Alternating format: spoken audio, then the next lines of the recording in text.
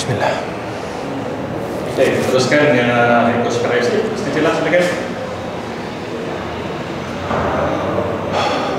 We was dominating the game, but educated decision overall performance.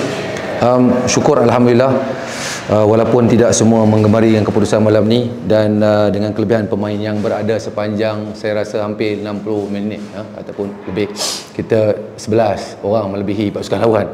Tapi dalam bola sepak ni harga yang paling mahal apabila kita gagal untuk menjaringkan sebarang jaringan, walaupun dihidangkan saya rasa lebih pada 6 peluang yang terbuka.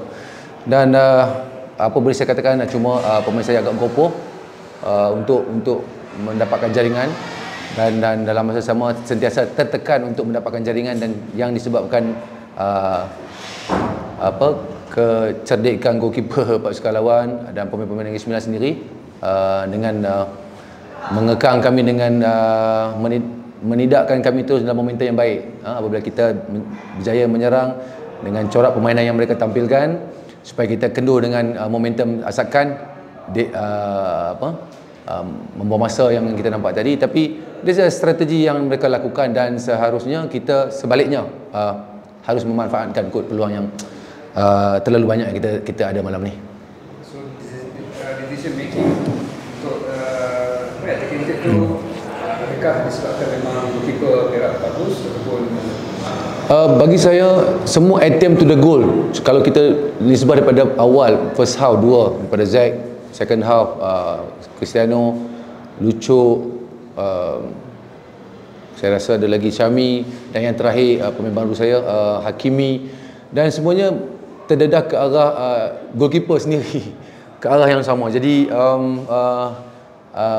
bagi saya kita bukan sekadar nasib, tapi itulah bola sepak, dan kita harus menerima perlawanan ini dengan satu jatuh mata. Yang paling musyak kita tidak bolos, dan dalam masa yang sama kita perlu melihat perlawanan yang seterusnya, kerana tempoh rehat yang agak lama selepas ni. Kurangan game itu efek prestasi pasukan. Tempoh rehat yang lama, kadang kita melihat kepada pasukan yang serba-serbi tidak lengkap. Kalau pasukan yang lengkap, mereka boleh panggilan pemain, dan pemain sentiasa ada. Pada kita yang kekurangan games, dan juga macam kita hari ini, kita perlawanan hari ini 8 hari bulan, dan perlawanan seterusnya 6 hari bulan, 30 hari perlawanan yang akan dilangsungkan kemudian akan merencatkan setiap pergerakan pemain, dan dalam masa yang sama tempoh rehat ini sering kali kita lalui. Kemungkinan besar dalam peralihan kejohanan yang pertama kali bagi saya musim 24-25, dan saya mengharapkan musim berikutnya mungkin tidak akan berlaku seperti mana hari inilah. Coach, adakah keputusan satu mata ini menjejaskan perkiraan Perak dari memandangkan KL City, Sebahang dan Pertuan pasukan menanti untuk parti Perancis? Ya, sudah pasti, kerana kita baru saya katakan tadi, kita akan bertemu 3 calon heavyweight selepas ni, Kuala Lumpur, Pahang dan Sabah.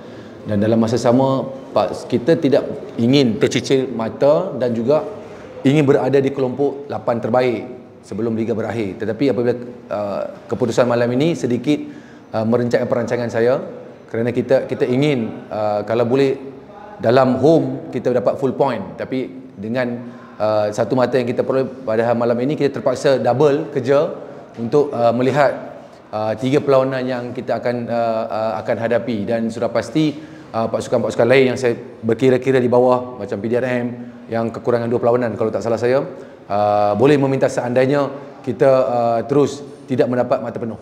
Itu yang dalam perkiraan ketika ini. Terima kasih. Sama.